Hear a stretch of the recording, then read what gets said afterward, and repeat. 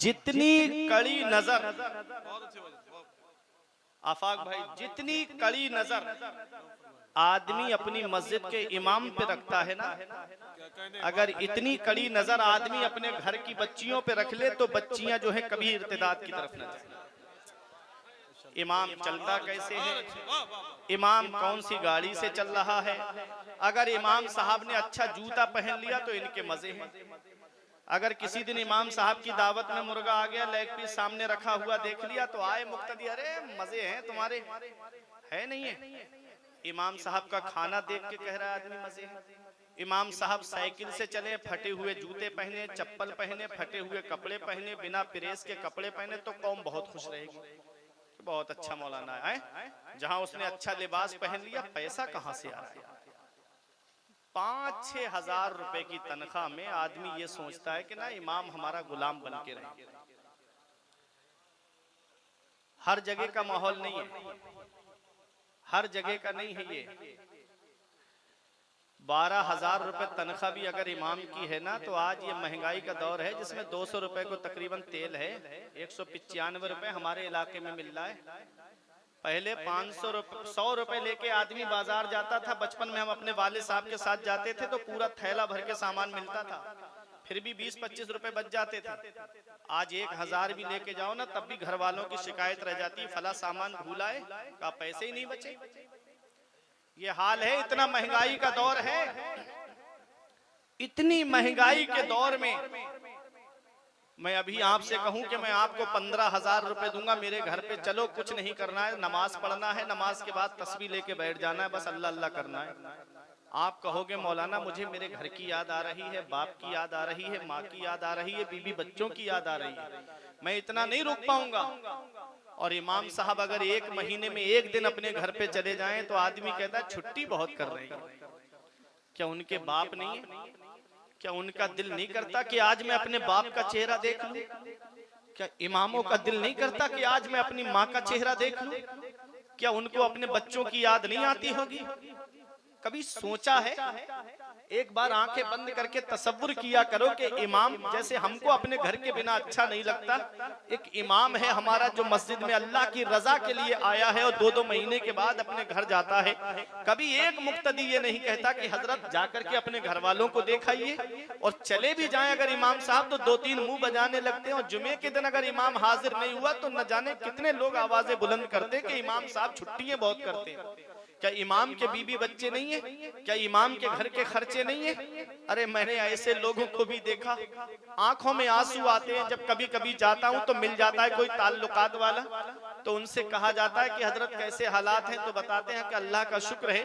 पूछा जाता है तनख्वाह कितनी है, जब वो तनख्वाह बताते हैं ना तो आंखों से आंसू निकलते हैं कि यार इतनी कम तनख्वाह में यहाँ पर भी ये गुजारा कर रहे हैं, फिर भी अल्लाह का शुक्र अदा कर रहे हैं, फिर भी अल्लाह का शुक्र अदा कर रहे हैं। मैंने किसी इमाम को धरना देते हुए रोड पे नहीं देखा, मैंने किसी आलिम को, मदरसे के पढ़ाने वाले स्टाफ को कभी रोड पे जाम करते हुए नहीं देखा कि हमारी तनख्वाहें बढ़ाई जाएं, हमारी तनख्वाहें ज्यादा की जाएं। कभी किसी इमाम को, किसी आलिम को मैंने नहीं देखा। और 50-50 हजार की तनख्वाह पाने वालों को मैंने रोते हुए देखा है। मैंने 1-1 लाख की तनख्वाह पाने वालों को महंगाई का रोना रोते हुए देखा है।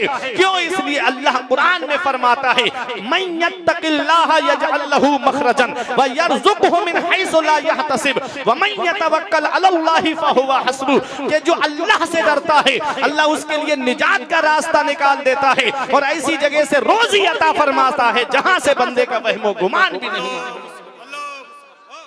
वो राज़िक है, गिज़ा कीड़ों को देता है, वो पत्थर में भटकता फिरता है इंसान को रोजी के चक्कर में, उड़ाने भर हवाओं में या लगा गोते समंदर में, मिलेगा बस वही जितना के लिखा है मुकद्दर। अफसोस होता है, एक जगह प्रोग्राम में गए आफाक भाई, चंद बुजुर्ग लोग बैठे हुए थे, वो गांव के जो सीसीटीवी कैमरे होते हैं वो गलियों में बैठे होते हैं, उस सीसीटीवी कैमरे से आप बच जाओगे लेकिन उनकी नजर से आप नहीं बच सकते। वो पूरे गांव की खबर दे देते हैं एक जगह बैठ के, कौन किधर गया है, किसके घर में गया है, वो जो बुजुर्ग टाइप के होते हैं। प्रोग्राम में गए, शाम के वक्त ताप रहे थे वो बैठे हुए, जैसे कार से उतरे तो कहते हैं ये कार इन मौलाना साहब की है, तो बता दिया कमेटी वालों ने हाँ इन्हीं की कार है। इन्हीं की कार है। तो कहने लगे भाई देखो मौलाना साइकिल पे ही अच्छा लगता है। बोले मौलाना साइकिल पे ही अच्छा लगता है, और वो भी वो हो कि साइकिल की बार बार चैन उतरे, हाथ काले हो, ताकि उसके अंदर गुरूर ना आए, घमंड ना आए। बताओ ये सोच जिस कौम की हो, बताओ जो कौम अपने आलिमों के, अपने इमामों के अच्छे दिन देखना पसंद नहीं कर सकती, उस कौम के कभी अच्छे दिन नहीं आएंगे। अरे जो अपने इमाम, जो सरदार होता है, उसके अच्छे दिन देखना पसंद नहीं करती, उस कौम के अच्छे दिन आ जाएंगे? कभी नहीं आएंगे। जितनी कड़ी नजर आदमी अपनी मस्जिद के इमाम पे रखता है, अगर इतनी कड़ी नजर अपनी बच्चियों पे रखे तो बच्चियां कभी इर्तिदाद की तरफ नहीं जाएंगी। स्मार्टफोन ला करके दे दिया, बड़ा मोबाइल ला करके दे दिया, कभी बाप ने नहीं पूछा इसमें रिचार्ज कहां से होता है, बेटी तेरे पास पैसे कहां से आए रिचार्ज के लिए। ऐ मेरे अजीजों, आज जो हमारी बेटियां इर्तिदाद की तरफ जा रही हैं, इसकी सबसे बड़ी वजह यह है कि वालिदैन जो औलाद को तरबियत दे रहे हैं, वो तरबियत, तालीम और तरबियत जो है वो आज ठीक नहीं है। और दूसरी वजह है इख्तिलात तालीम, मखलूत तालीम जो है, जो कॉलेजों के अंदर लड़का लड़की बराबर में बैठ करके पढ़ाई कर रहे हैं, कोचिंगों के अंदर जाकर के देखो तो बराबर में लड़का लड़की बैठ करके तालीम हासिल कर रहे हैं, पढ़ रहे हैं। इसने सबसे ज्यादा नुकसान हमारी मुस्लिम बेटियों को पहुंचाया। कभी बाप ने ये नहीं देखा कि मेरी बेटी कॉलेज पढ़ने जा रही है या नहीं जा रही है। मेरी बेटी घर से तो कह के जा रही है कि मैं स्कूल जा रही हूँ, मेरी बेटी घर से कह के जा रही है कि मैं कॉलेज जा रही हूँ। कभी नहीं पूछा बाप ने, न जा करके देखा कि मेरी बेटी वाकई पढ़ने गई है या नहीं गई है। कहीं ऐसा तो नहीं किसी होटल में या किसी क्लब में या नाइट क्लब में, कहीं पार्क उरक में तो नहीं गई है। कभी बाप ने नहीं देखा, कभी जहन में ये ख्याल नहीं आया, जिसकी वजह से आज हमारी मुस्लिम बेटियां इर्तिदाद की तरफ चली और जिम्मेदार मौलवियों को ठहराया जा रहा है। कुल्लुकुम राइन व कुल्लुकुम मसऊलुन अन रइयतिही, तुम में का हर शख्स जिम्मेदार है और अल्लाह कयामत के दिन हर शख्स से उसकी जिम्मेदारी के बारे में पूछेगा। बाप औलाद का जिम्मेदार है, बड़ा भाई छोटे भाई बहनों का जिम्मेदार है, शौहर बीबी का जिम्मेदार है। आज मैं बताना ये चाह रहा हूं कि अपने घर वालों को भी जहन्नम की आग से बचाओ। उनके सामने हजरत फातिमा की सीरत बयान करो, हजरत ज़ैनब की सीरत बयान करो, कहो बेटी हजरत फातिमा का पर्दा ये है। हजरत ज़ैनब की सीरत बताओ कि बचपन में हजरत ज़ैनब कुरान पढ़ रही थी, थोड़ा सा चादर का किनारा सरक गया तो हजरत फातिमा ने कहा बेटी ज़ैनब सर से चादर ना उतरने दिया करो, नाना मुस्तफ़ा नाराज हो जाते हैं।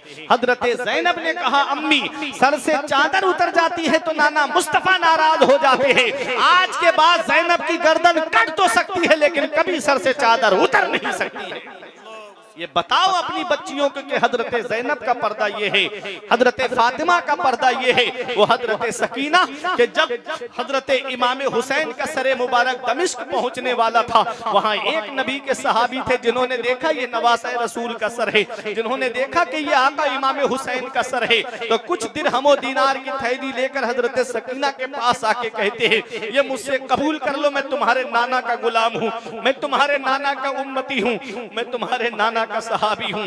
हजरत सकीना ने कहा हमको ये नहीं चाहिए, ये उसको ले जा करके दे दो जो जालिम आगे चल रहा है, उस नेज़े को पकड़े है जिस पर मेरे बाबा का सर है, ये उसको ले जा करके दे दो, उससे कहो कि आगे चला जाए। कहा इससे आपको क्या फायदा होगा? कहा हमको ये फायदा होगा कि हमारे चेहरों पर किसी गैर महरम की नजर नहीं पड़ेगी, उस सरे मुबारक को देखते रहेंगे। ये हजरत सकीना का पर्दा है, ये हजरत ज़ैनब का पर्दा है, ये हजरत फातिमा का पर्दा है। ऐ ईमान वालों अपने आप को भी जहन्नम की आग से बचाओ और अपने घर वालों को भी जहन्नम की आग से बचाओ। न आज हम अपने आप को जहन्नम की आग से बचा पा रहे हैं, न अपने घर वालों को जहन्नम की आग से बचा पा रहे हैं। आज हम सिर्फ वलियों का नाम लेते हैं। अब आखिरी बात बता के तकरीर खत्म करने जा रहा हूँ। आज हम सिर्फ वलियों का नाम लेते हैं, आज हम गौसे आजम का नाम लेते हैं। कभी गौसे आजम की सीरत को हमने नहीं जाना, कभी गौसे आजम की तारीख को हमने नहीं पढ़ा है। कौन गौसे आजम है? वो सरकार गौसे आजम जिन्होंने 40 साल इशा के वुजू से फजर की नमाज पढ़ी है। आज हम गौसे आजम के चाहने वाले हैं, हमारी फजर भी गायब है, हमारी जोहर भी गायब है, हमारी मगरिब और इशा भी गायब है, और नाम है कि हम गौसे आजम के आशिक हैं, नाम है कि हम गौसे आजम से मोहब्बत करने वाले हैं। मसाइल शरइया में हम जिस इमाम की पैरवी करते हैं वो इमाम आजम अबू हनीफा हैं। जिस इमाम के हम मुकल्लिद हैं वो इमाम आजम अबू हनीफा 30 साल इस हाल में गुजारे हैं कि आप 30 साल तक रोजे रखते रहे। वो इमाम आजम जिन्होंने 40 साल इशा के वुजू से फजर की नमाज पढ़ी है। वो इमाम आजम जो पूरी रात में एक मर्तबा कुरान शरीफ मुकम्मल तिलावत फरमा लिया करते थे। रमजान शरीफ में 62 मर्तबा कुरान पाक खत्म शरीफ फरमाते थे। अल्लाह अकबर। वो इमाम आजम अबू हनीफा जिन्होंने 30 साल तक रोजे रखे। अब रमजान शरीफ का महीना आ रहा है, अब मेरी कौम के कुछ लोग बीमार होने लगेंगे। कोई सर के दर्द का बहाना करेगा, कोई पेट के दर्द का बहाना करेगा, कोई कहेगा कि मुझे शुगर का मर्ज है, कोई कहेगा कि मैं बीपी का मरीज हूँ, कोई कहेगा कि मुझे फला बीमारी है, कोई कहेगा मुझे फला बीमारी है। गलियों में सिगरेट पीता हुआ चल रहा है, गलियों में गुटखा खाता हुआ चल रहा है, गलियों में पान खाता हुआ चल रहा है, और बीमारी का नाटक करेगा, बीमारी का बहाना करेगा। देखो रोजा अल्लाह की वो इबादत है कि रोजा रखने वाला जानता है या परवरदिगारे आलम जानता है। ये जो बहाने बना रहे हो ये बहाने लोगों से छुप सकते हैं, परवरदिगार तो अलीमुम बिज़ातिस सुदूर है। मेरा रब तो दिलों के खतरात से वाकिफ है, मेरा रब तो दिलों के राज जानता है। उस परवरदिगारे आलम की नजरे रहमत से कोई चीज छुपी हुई नहीं है। इसलिए उस रब की बारगाह में हाजिर होना है, उस रब की बारगाह में पहुंचना है। उस रब की पकड़ से डरो, इन्ना बत्श रब्बिका लशदीद, तेरे रब की पकड़ बहुत सख्त है। जब अल्लाह पकड़ता है तो फिर कोई छुड़ाने वाला नहीं मिलता है। ऐ मेरे अजीजों, ऐ मेरे प्यारे मुसलमानों, ऐ उर्से मुकद्दस में आने वालों, ऐ सलीमपुर पट्टी और कुर्बो जवार में रहने वालों, उस रब की पकड़ से डरो। रमजान शरीफ का महीना आ रहा है जिसमें अल्लाह बरकत के दरवाजे खोल देता है, जिसमें रहमत के दरवाजे खोल देता है, जिसमें जन्नत के दरवाजे खोल देता है, जिसमें जहन्नम के दरवाजे बंद कर दिए जाते हैं, शयातीन को कैद कर दिया जाता है। वो ऐसा बरकत वाला महीना है। अस्सौमु ली व अना अज्जा बिही, रब फरमाता है हदीस कुदसी में कि रोजा सिर्फ मेरे लिए है और उसका बदला मैं अता फरमाऊंगा। आप देखो, नमाज पढ़ोगे जन्नत मिलेगी, ज़कात दोगे जन्नत मिलेगी, हज करोगे जन्नत मिलेगी, गरीबों की मदद करोगे जन्नत मिलेगी, उलमा की ताज़ीम और तौक़ीर करोगे तो जन्नत मिलेगी। और रोजा ऐसी अल्लाह की इबादत है कि जब इंसान रोजा रखता है उसके लवाजिमात के साथ में तो उसे परवरदिगारे आलम का दीदार नसीब होगा, उसे रब का दीदार नसीब होगा। रब फरमाता है रोजा सिर्फ मेरे लिए है और उसका बदला मैं खुद हूँ, मतलब उसका बदला मैं खुद अता करूंगा। जन्नत में 8 दरवाजे हैं, एक दरवाजे का नाम रैयान है जिससे सिर्फ रोजेदार दाखिल होंगे। रोजा गर्मियों में आए तो आदमी पर कहता है कि रोजा हम नहीं रख पाएंगे, जाड़ों में आ जाए तब कहता है कि हम नहीं रख पाएंगे। तो कौन से महीने में आए? गर्मियों में रोजे नहीं रखोगे, जाड़ों में रोजे नहीं रखोगे तो कब रखोगे? मौला अली से मोहब्बत करते हो? है मौला अली से मोहब्बत? कितने सच्चे आशिक हैं। मौला अली की कभी ख्वाहिश देखी आपने? जब जिब्राईल अलैहिस्सलाम ने आके कहा आका मुझे 3 चीजें बहुत पसंद, तो नबी ने भी फरमाया मुझे भी 3 चीजें बहुत पसंद। नबी ने जो फरमाया मुझे 3 चीजें बहुत पसंद, नबी फरमाते हैं मुझे खुशबू बहुत पसंद है। नबी फरमाते हैं मेरी आंखों की ठंडक नमाज में है, मुझे नमाज बहुत पसंद है। हुजूर को जब भी कोई अहम मामला पेश आता तो हुजूर किसी के कांधे पे सर रख के नहीं रोते थे, नमाज पढ़ते और अपने रब के सामने आंसू बहाते थे। नबी फरमाते हैं कि मेरी आंखों की ठंडक नमाज में है, मुझे नमाज बहुत पसंद। नबी फरमाते हैं तुम्हारी दुनिया से मुझे मेरी बीबियां बहुत पसंद। हजरत जिब्राईल अलैहिस्सलाम ने भी 3 पसंद बताई, आका ने भी 3 पसंद बताई, उमर फारूक आजम ने, हजरत अबू बकर सिद्दीक ने, उस्मान गनी ने भी 3 चीजें बताई।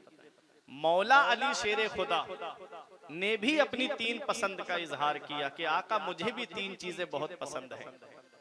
देखो मौला अली की पसंद क्या है, उस पर अमल करो। मौला अली शेर खुदा कहते हैं, मुझे गर्मियों में रोजे रखना बहुत पसंद है। अरे बोलो सुभान अल्लाह। मौला अली शेर खुदा कहते हैं, सौमो बिस्सैफ, मुझे गर्मियों में रोजा रखना बहुत पसंद है, गर्मियों में रोजा रखना बहुत पसंद है। सुभान अल्लाह। मौला अली शेर खुदा कहते हैं कि मुझे तलवार चलाना बहुत पसंद है, और कहते हैं मौला अली शेर खुदा कि मुझे मेहमानों की मेहमान नवाजी करना बहुत पसंद है। और तीनों चीजें रब तबारक व तआला ने मौला अली शेर खुदा को अता फरमाई।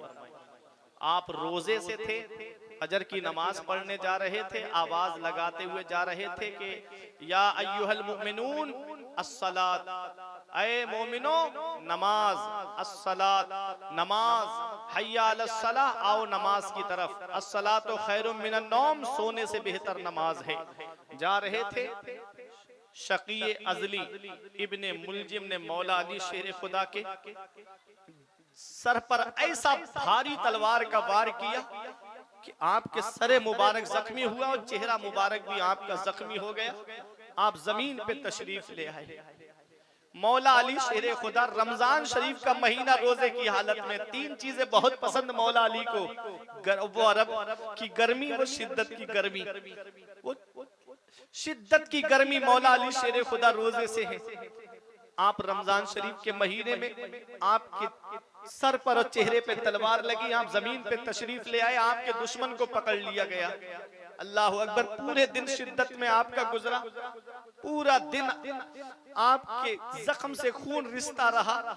मौला अली शेर खुदा जब इफ्तार का वक्त करीब आया, तब आपके लिए एक शरबत का प्याला, शरबत तैयार करके लाया गया। तो मौला अली शेर खुदा कहते हैं कि तुमने उसको शरबत पिला दिया जिसने मेरे ऊपर वार किया है, तुमने उसको शरबत पिला दिया जिसने मेरे ऊपर वार किया। अरे वो मेहमान है, उसको शरबत पिलाया। इमाम हसन जब लेकर के गए उसके पास, तो उसने कहा वली के अंदर इतनी ताकत नहीं रही कि मुझसे बदला ले सके, इसलिए मुझे शरबत में जहर देकर पिला करके मुझको मारना चाहते हैं, मैं नहीं पीऊंगा। अल्लाह अकबर। इमाम हसन आए और आकर के पूरी बात मौला अली शेर खुदा को बताई। तो मौला अली शेर खुदा ने फरमाया, ऐ शकी अजली, अगर तू ये शरबत पी लेता तो कयामत के दिन में तुझे हौज़े कौसर भी पिलाता। अगर तू ये शरबत पी लेता तो तुझे मैं जामे कौसर भी पिलाता। तूने इसे ना पी करके बहुत बड़ा नुकसान किया। वो मौला अली शेर खुदा है। ये घराना ही वो है जो अपने दुश्मनों को माफ कर देता है, ये खानदान ही वो है जो अपने दुश्मनों को माफ कर देता है। पैगंबर इस्लाम के गले में चादर का फंदा डाला गया, तब भी नबी ने उनको माफ कर दिया। नबी की पुश्ते मुबारक पर ऊंट की ओजड़ी रखी गई। फतेह मक्का के दिन देखो सब डरे सहमे थे कि आज पता नहीं हमारा क्या होगा, आज पता नहीं हमारा क्या होगा। हजरत सैफुल्लाह खालिद इब्ने वलीद कहते हैं, अल यौम यौमुल मलहमा, आज का दिन तो बदला लेने का दिन है, आज का दिन तो खुरेजी करने का दिन है, आज चुन चुन के मारेंगे। नबी फरमाते हैं, ए सैफुल्लाह खालिद इब्ने वलीद, ये मत कहो आज का दिन बदला लेने का दिन है, ये कहो अल यौम यौमुल मरहमा, आज का दिन तो रहम करने का दिन है, आज का दिन तो माफ करने का दिन है। नबी ने फरमाया, तुम मेरे बारे में क्या सोचते हो? तो उन लोगों ने कहा, आप करीम इब्ने करीम हैं, आप सखी इब्ने सखी हैं। नबी फरमाते हैं, तो तुम सब गवाह हो जाओ, आज मैं तुमसे वही कहूंगा जो मेरे भाई यूसुफ ने अपने भाइयों से कहा था, ला तसरीबा अलैकुमुल यौम, आज तुमसे कोई बदला नहीं लिया जाएगा, तुम सब के सब आजाद कर दिए गए हो।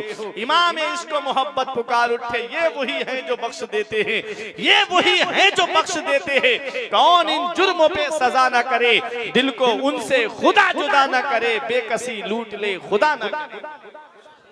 लोगों, हजरत मौला अली शेर खुदा से मोहब्बत है तो रोजा चाहे जाड़ों में आए तब भी रखो, रोजा चाहे गर्मी में आए तब भी रखो, कभी रोजे को मत छोड़ना।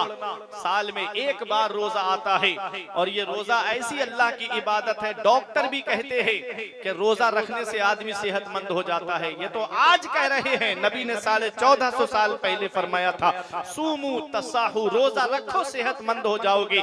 एक वो गाड़ी है जिसकी सर्विस ना कराओ, पूरी रात पूरी साल आप उसको चलाओगे, उसका मोबिल जल जाएगा, इंजन खराब हो जाएगा, गाड़ी नहीं चल पाएगी। यही हमारे लीवर का हाल है कि एक महीने के जो रोजे आते हैं ये हमें तंदुरुस्त बनाने के लिए आते हैं, ये हमें मुत्तकी बनाने के लिए आते हैं, ये हमें परहेजगार बनाने के लिए आते हैं, ये हमें रब से करीब करने के लिए आते हैं, ये हमें इबादत से करीब करने के लिए आते हैं, ये हमें रब की नेमतों से करीब करने के लिए आते हैं। अल्लाह अकबर। डॉक्टर कहते हैं कि ज्यादा खाने से भी लीवर खराब हो जाता है। अल्लाह अकबर। ये तो आज कह रहे हैं, नबी ने फरमाया था सूमू तसाहू, रोजा रखो सेहतमंद हो जाओगे। वो गाड़ी जिसकी सर्विस ना की जाए वो गाड़ी खराब हो जाती है, और वक्त पर सर्विस होती रहे तो गाड़ी चलती रहती है। यही लीवर का हाल है कि आदमी 11 महीने लगातार खाता है तो उसका लीवर डैमेज होने लगता है, लीवर कमजोर पड़ने लगता है। और जब 1 महीने के रोजे रखता है तो वही लीवर तरो ताजा हो जाता है, फिर पूरी साल अल्लाह की नेमतें खाए उसका लीवर तरो ताजा रहता है। तो रोजा रखो सेहतमंद हो जाओगे, खुद भी रोजा रखो और अपने घर वालों से भी कहो कि वो रोजा रखें। और जो रोजा न रखे उसके लिए दिन में खाना बना करके मत दो। जो सही और सालिम है, हट्टा कट्टा है, कोई बीमारी नहीं, कोई तकलीफ नहीं, और जानबूझ करके रोजा ना रखे तो उसको जो है खाना बना करके मत देना, कहना कि रोजा रख, इफ्तार में तुझको खाना मिलेगा। अल्लामा साहब की आमद हो रही है, इस्तकबाल कर लें आप हजरात। मसलके आला हजरत उर्से मुक़द्दस अल्लामा इजहार अशरफ साहब क़िबला, नारे तकबीर, नारे रिसालत, माशाअल्लाह, सुभान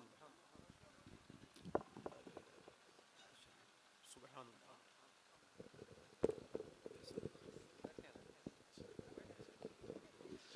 मोहब्बत से बैठिए आप जल्दी दुरूद पाक पढ़ें। अल्लाहुम्मा सल्ली अला सय्यिदना व मौलाना मुहम्मदिन व बारिक व सल्लिम सलातुम व सलामन अलैका या रसूल अल्लाह सल्लल्लाहु तआला अलैहि वसल्लम। तो मैं अर्ज ये कर रहा था, या अय्युहल्लज़ीना आमनू कू अनफुसकुम व अहलीकुम नारा, ऐ ईमान वालों अपने आप को जहन्नम की आग से बचाओ और अपने घर वालों को जहन्नम की आग से बचाओ। हमारे खुसूसी खतीब खतीब अहले सुन्नत हजरत अल्लामा इजहार अशरफ साहिब क़िबला कलकत्तबी की आमद हो चुकी है। अभी एक शायर भी तशरीफ फरमा है और खुसूसी खतीब भी तशरीफ फरमा है और 1 बजने वाला है। अब आप हालात जान सकते हो, खुसूसी खतीब को भी सुनना है और शायर अहले सुन्नत को भी सुनना है। तो यही चंद बातें थी जो मैंने आज आपके सामने बयान की। मैं दुआ करता हूँ परवरदिगार आलम की बारगाह में कि मेरे कुछ अर्ज करने में सबकत लिसानी की वजह से या बतकाज़ाए बशरियत कोई गलती हुई हो तो परवरदिगार आलम मुझे माफ फरमाए। अस्तगफिरुल्लाह रब्बी मिन कुल्ले ज़ंबि व अतूबु इलैहि। कलमा तय्यब पढ़े मेरे साथ मिलकर के, ला इलाहा इल्लल्लाहु मुहम्मदुर रसूलुल्लाह सल्लल्लाहु ताला अलैहि वसल्लम। ये जिंदगी सवारिये दिलशाद कीजिए, लम्हात जिंदगी के ना बर्बाद कीजिए। जब मकसद हयात इबादत खुदा की है, पढ़िए नमाज, मस्जिदें आबाद कीजिए। सभी के सामने एक दिन जरूर आता है, ये हुस्न फानी है लेकिन गुरूर आता है। किसी क्रीम से पाउडर से कुछ नहीं होता, नमाज पढ़ने से चेहरे पे नूर आता है। किसी क्रीम से पाउडर से कुछ नहीं होता, नमाज पढ़ने से चेहरे पे नूर आता है। हक नुमाई से कभी दूर नहीं हो सकता, गैर के सामने मजबूर नहीं हो सकता। जो लगाता है चेहरे पे वुजू का पानी, उसका चेहरा कभी बेनूर नहीं हो सकता, उसका चेहरा कभी बेनूर नहीं हो सकता। तकरीर मेरी खत्म हो गई है। एक आखिरी बात मैं आपको बताऊं, रमजान शरीफ के महीने में आदमी, आप देखो, एक छोटी सी बात यह है कि जो नौजवान 2-2.5 घंटे बैठ करके फिल्म देखता है उसका दिल नहीं उकताता है। और रमजान शरीफ के महीने में तरावी में अगर मुकम्मल कुरान शरीफ सुनने का मामला आ जाए तो कहते हैं कि वक्त बहुत लगता है, टाइम बहुत लगता है। बताओ, अपने अपने ईमान का इलाज करो, अपने अपने ईमान को देखो कि कुरान में जिस आदमी का दिल ना लगे, कुरान की तिलावत में दिल ना लगे।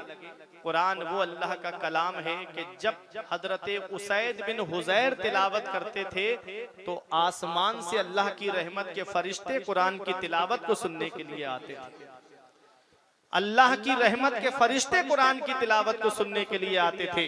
कुरान जिस बस्ती में पढ़ा जाता है उसमें अल्लाह की रहमतें नाजिल होती हैं। कुरान की तिलावत जिस मस्जिद में होती है, जिस बस्ती में होती है, वो बस्ती में अल्लाह की रहमतें नाजिल होती हैं।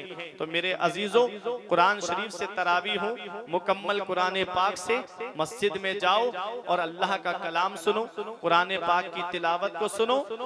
कुरान की तिलावत से दिल को चैन मिलता है। अला बिज़िक्रिल्लाहि तत्मइन्नुल कुलूब, दिलों को चैन मिलता है तो अल्लाह के जिक्र से मिलता है। दिलों को आराम मिलता है तो अल्लाह के जिक्र से मिलता है। अस्सलाम वालेकुम।